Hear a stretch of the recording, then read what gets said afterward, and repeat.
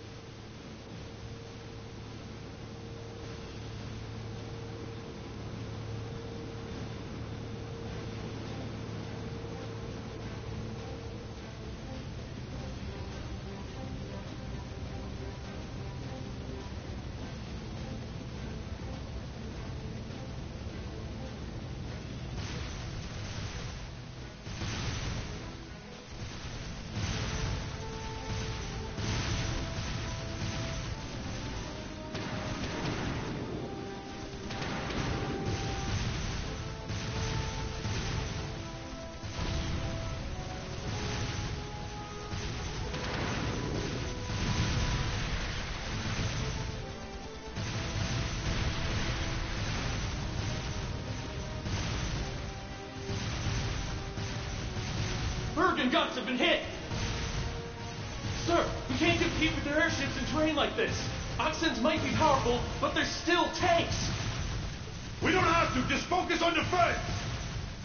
The others will take care of destroying them!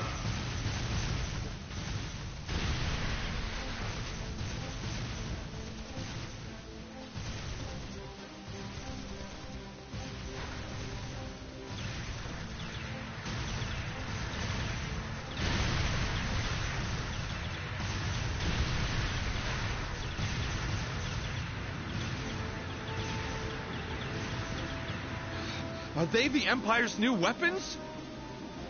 How can we compete with something so mobile? There's nothing to fear! They may be mobile, but they're a damn sight easier to handle than that purple devil of Crossbells.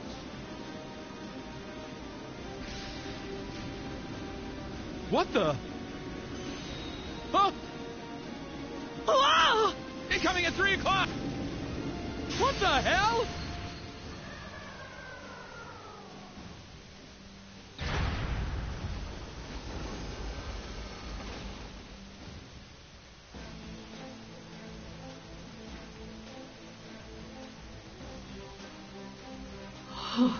Is that?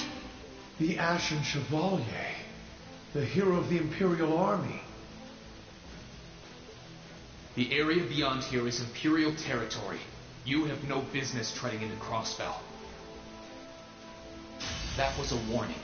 Try to advance any farther, and I will show no mercy.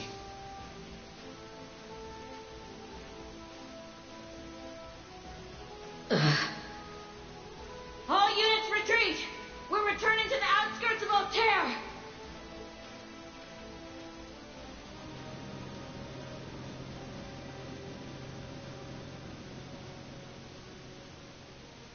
Wow!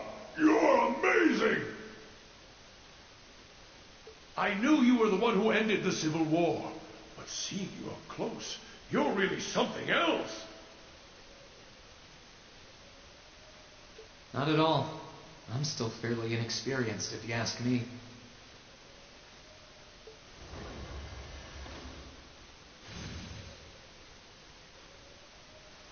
Recover the wounded and any POWs and return to Tangram Gate.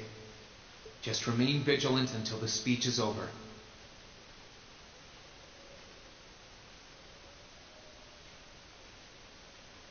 Yes, sir!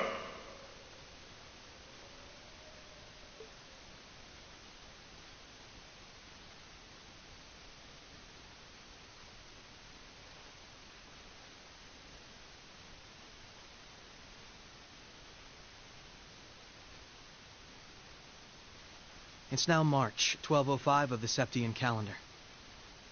Over 2 months have passed since the Azure Tree vanished.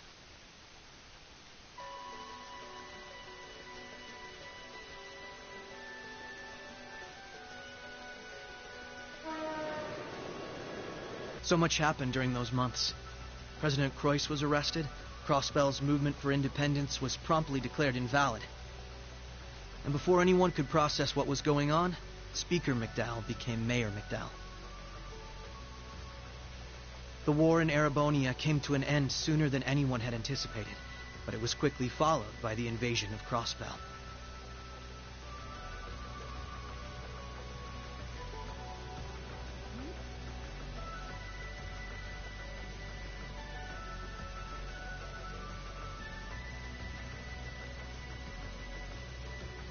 Corellia Fortress, which once served as the only physical link between the two nations, was no more.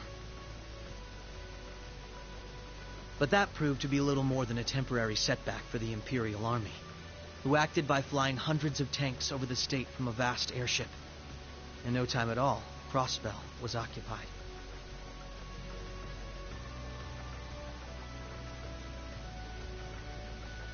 The Calvard Republic, which had been wrapped up in its own share of chaotic internal disputes, finally reacted to Erebonia's bold invasion in turn.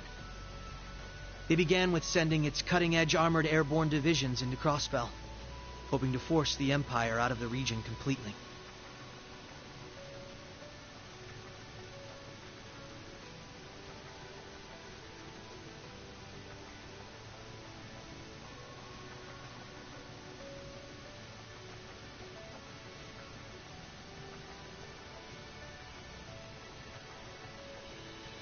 But every attempt they made resulted in failure, as they were repelled effortlessly by one soldat after another.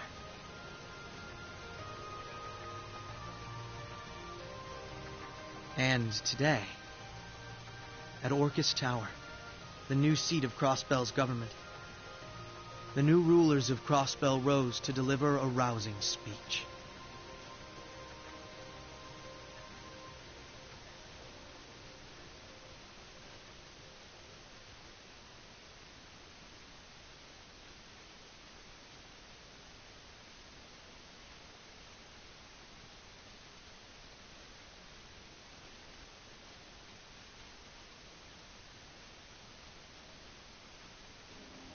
Friends and citizens, it brings me great pleasure to stand here among you once again.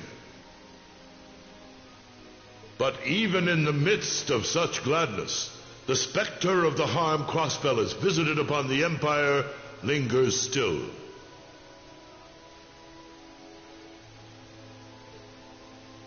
The destruction of Corellia Fortress and the ensuing civil war it caused has taken a great toll in resources and in lives.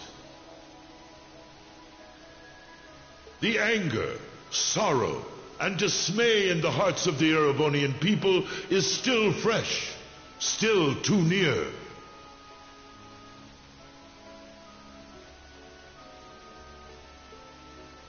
But today is a joyous day, a day to put the troubles of the past behind us.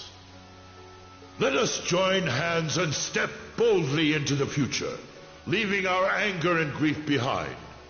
Challenges will rise before us.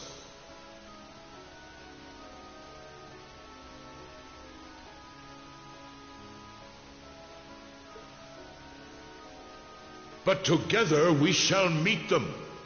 Together we can rise above the tumult of these troubled times.